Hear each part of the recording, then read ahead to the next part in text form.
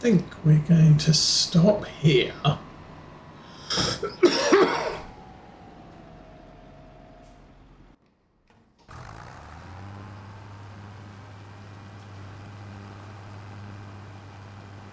Stop. Thank you. Turn the worker off. We will drop off. Fertilizer. Actually, I might need to hitch back onto that.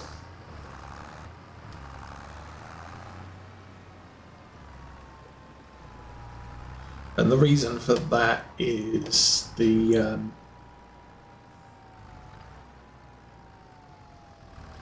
I'm going to need, well, I can always walk along the side and unhitch the straps.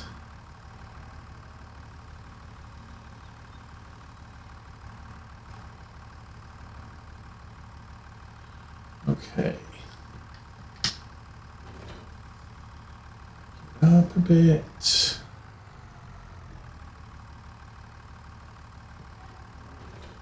I think one of the nice things about Farm Sim 22 that is not in this version is to hitch something to a tractor, you had to drive up on it and have the tractor selected. If the tractor was selected and you drove and you wanted to detach, say, the pallet forks, that wouldn't work. It would, yeah, it's trying to attach something because you have the tractor selected. If you wanted to detach something, you had the implement selected. So in this case, I drive up here and I've got the tractor selected, load that on. That is now the selected tool. So if I pressed detach, that tool would come off. Now if I back it up, in Farm Sim 22 I would have to have the tractor selected. If I just pressed attach detach, it would detach the front tank because that's the selected implement. But in Farm Sim 25 it attaches the other close thing to me and selects that as the functional piece of equipment. But yeah, if I wanted, so if I had the tractor attached or selected, I can't detach anything. I would have to select the module I want to detach in order to detach it. And that was something Farm Sim 22, you could control what you were picking up and putting down. I could put two things down at the same time. So like the arms and the forks, I could put the forks down, detach those, select the arms and detach the arms, and they could sit right next to each other. In Farm Sim 25, I've got to back away so that the oh, that is filling. That's good. I would have to back away so that I can unload the arms. So you can't do things adjacent to each other. Okay, that's done. I am going to stop.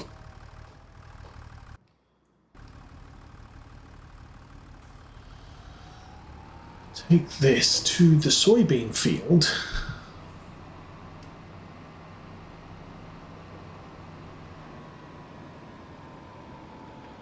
It should be this field here.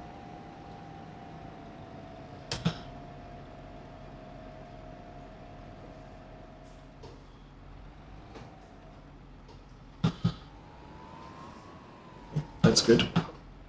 I didn't think anything bad was going to happen, but you never know.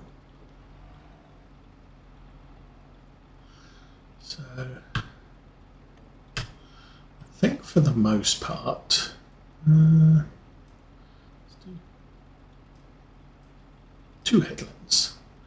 Do up and downs first, do that, skip the lines, and go.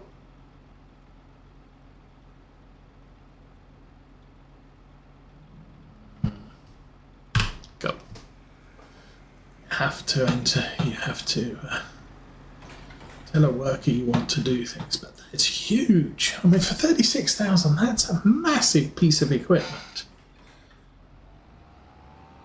which is plainly awesome. Probably only actually need to do one headland, but anyway. Let's keep an eye on the weeds. Yeah, weeds are getting decimated. Back to this guy. So, 2 jobs in progress.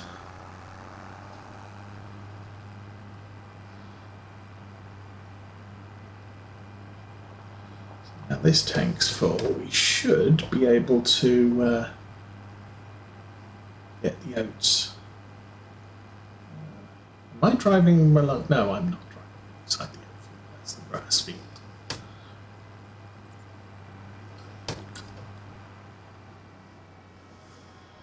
And here we are. Unfold that. Let's do that. Steering assist. Blah blah blah. Automatic slow down stuff and nonsense. Let's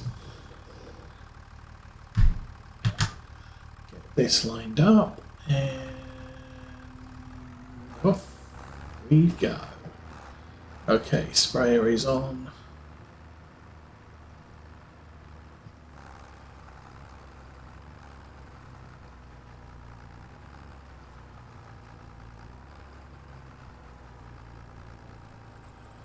And as I said, the pulse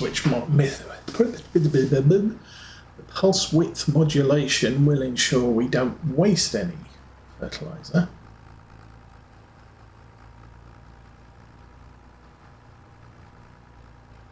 So I don't actually have to turn it off. We just run through, turn around.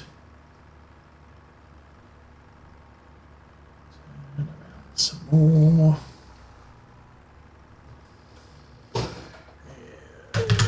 Engage and go. All right. Let's get this field all looking a nice pretty shade of green.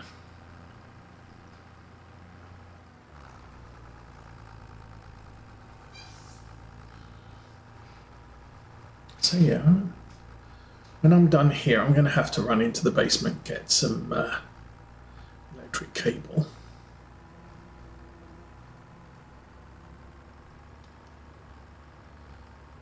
So I can plug the tester into the programmer, check my decoders are actually working.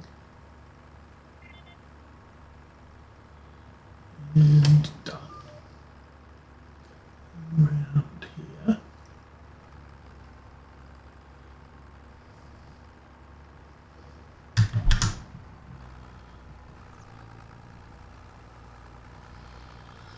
And off we go the other way. So big working width, it's not going to take long. I could, on a map like this, the boom width is, for me, not as critical. I don't usually like running with a big boom on a sprayer because of all the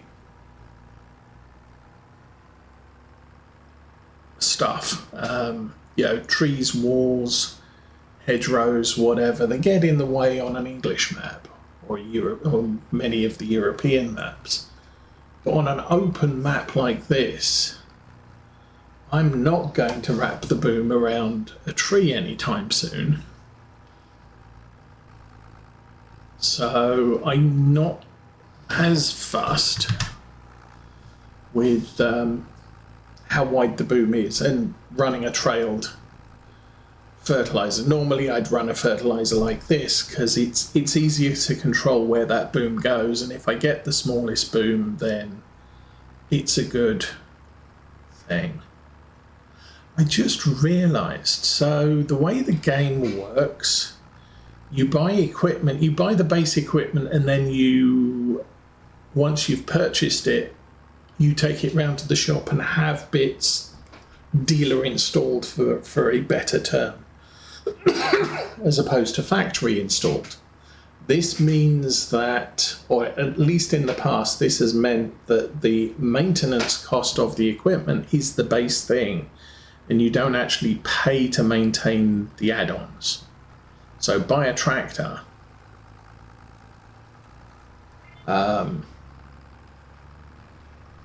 standard wheels, and then buy a front loader and a bigger engine, and it'll cost you what a base tractor costs to maintain. You don't pay additional if you factory install it. So if you buy a tractor with a big engine and big tires and wheel weights and front loader arms and panoramic windows, all of that cost is added into the maintenance. All of that cost is figured into the vehicle maintenance. So the problem is if I want to sell this sprayer unit, I spent a fair amount of money on the pulse width modulation attachments, and that's not going to be factored in when I sell the equipment at the end of, or when I want to trade up, which is unfortunate.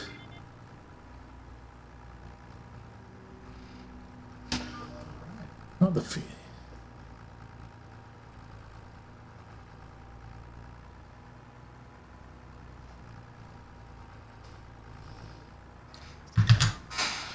I think the other piece of equipment that I really could use and don't have at the moment is a cultivator. There are a lot of cultivation contracts out there, which our big John Deere could do. 8R, I think we've got. And if I had a cultivator, I could do those contracts with my own equipment rather than borrowing the other farmer's equipment. It is what it is, but I tend to like doing contracts with my equipment because then my equipment gets damaged and needs repair more frequently. No, that's not the reason. Because I don't have to give up any of the reward for it. Now, obviously, fertilization contracts, I've got to buy the fertilizer. Is it raining? Yes. Okay. I think I should have stayed on the GPS. Of course. I probably shouldn't have been fertilizing at that point. We'll park this here.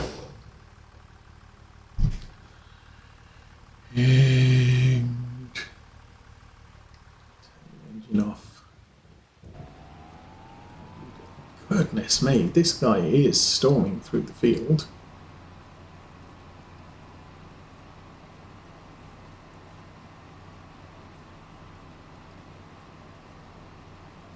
Not really raining very hard. Let's go and have a look at weather. It's going to rain till 11. And it's going to be bright sunshine. Oh, May 3rd, 3 is going to be windy. That might be tornado season. That might be a problem. Anyway, with this amount of rain, I'm going to let this guy run. At least until this field's done. Theoretically, the ground will get wet and we'll start sinking into it maybe, or leaving tracks. I think for right now you're going okay. Now it's starting to rain harder. Not much of a clouds in the sky situation though.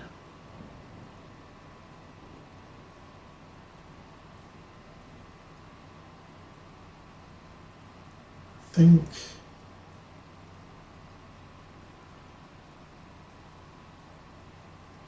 we'll get to the end of this row. We'll take this tractor out of the field, park it alongside. We'll wait a couple of hours.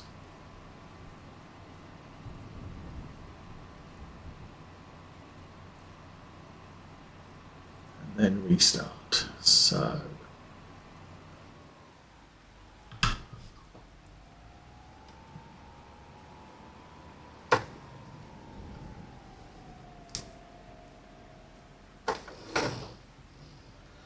okay, fold that up. And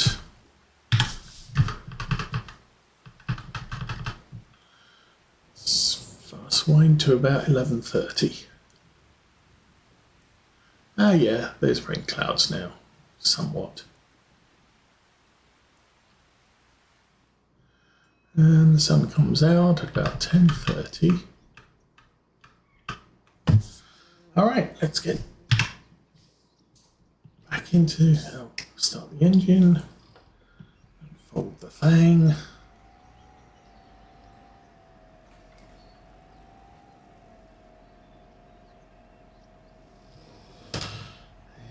And stick that like that. Hopefully, the workers should just pick up from where they left off. Certainly looks like the plan. Meanwhile, alrighty.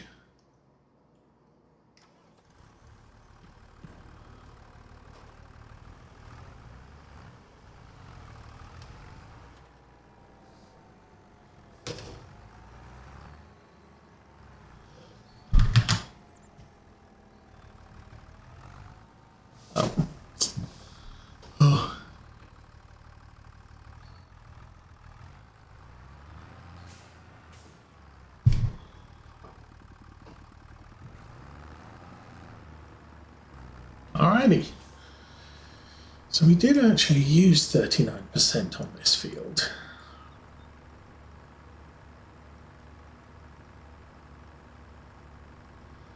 Hopefully I didn't mess up that left-hand edge by disengaging the guidance steering early.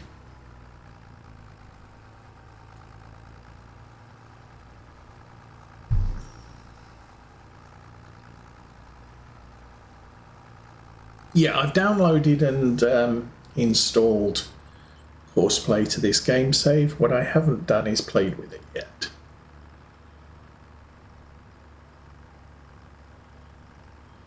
So might do that later.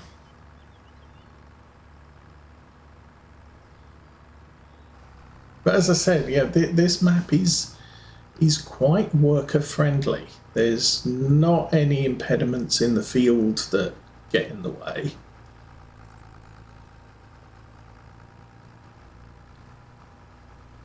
But Courseplay does give me the opportunity to use two pieces of equipment. I can set up a Courseplay with the harvester and then copy that course to a tractor and a baler and create straw bales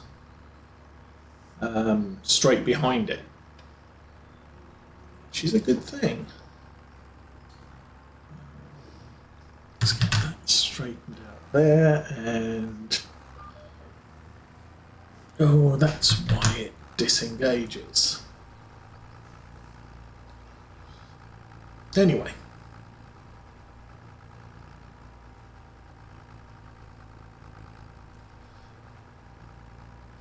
So a little bit of an update on the import de minimis rule, which is now gone. Everything you import will have a tariff, no matter what its value. And it was up to the courier or carrier to negotiate deals with the US Customs to have a method to remit the tariffs to customs, and they were given 2 weeks. So that's kind of a problem. Now, what was happening was basically customs were saying, if you're importing something that's not currently covered, so anything less than $800 on a shipment, you will pay $80 per item. So if I ordered 10 things, 10 packets of an item that costs, say, $15, I would be charged $800 tariff for a courier that has not done a deal with customs.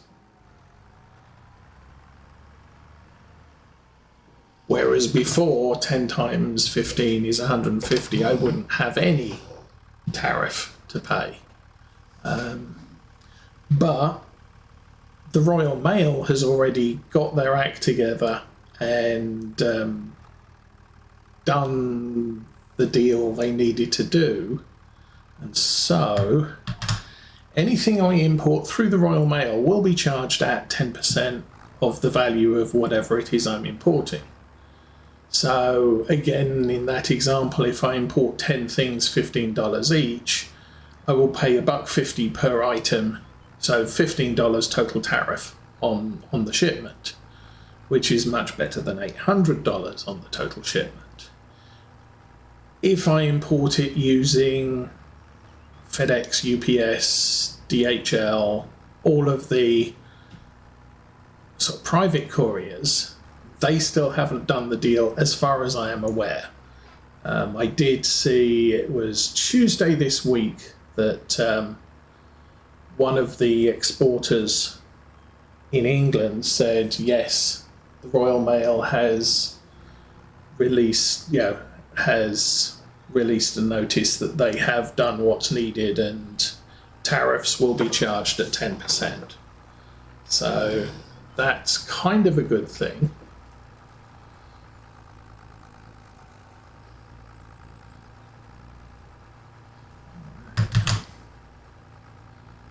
This isn't working out too badly here.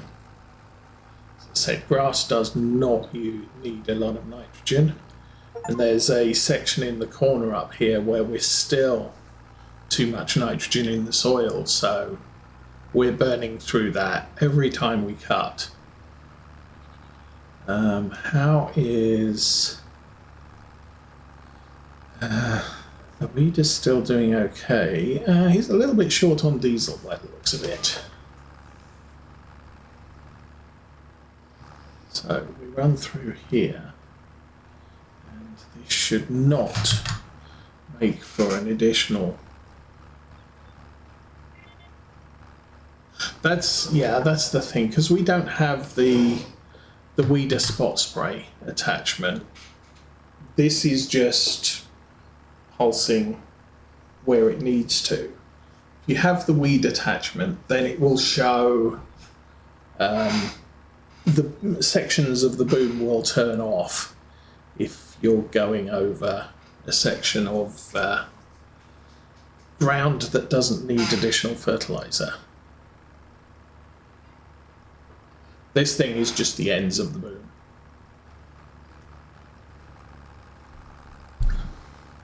Still.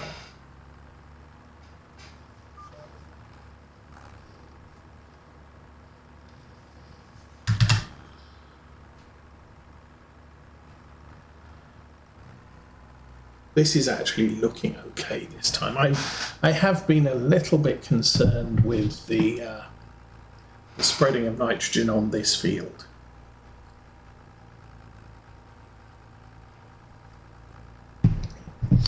But we should get probably our best yield yet next time we cut the grass. Which is gonna be a good thing. And a bit on the right end or not.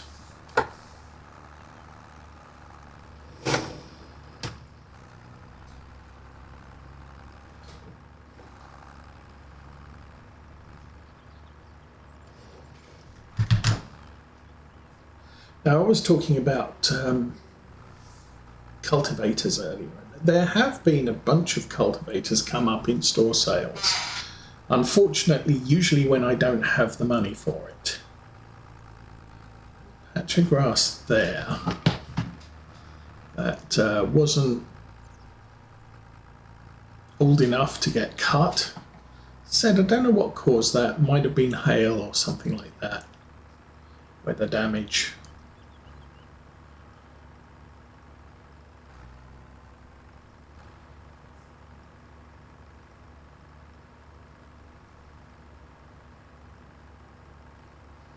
This is a good. Things are going well, I think, today so far.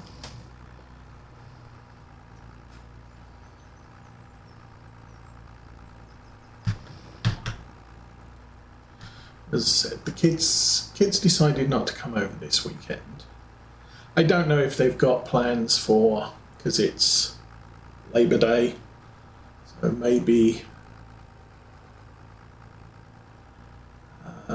their families decided to do a thing. They haven't gone up to see Grandma this week.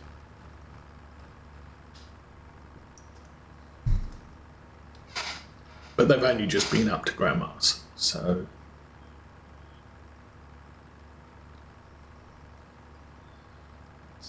So once we've done this,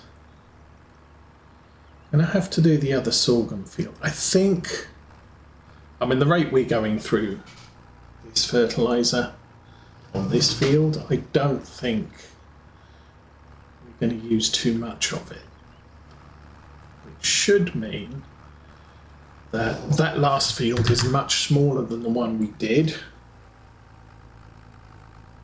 So this hopefully is enough to do the last field. I might fill up the tank anyway. I don't know.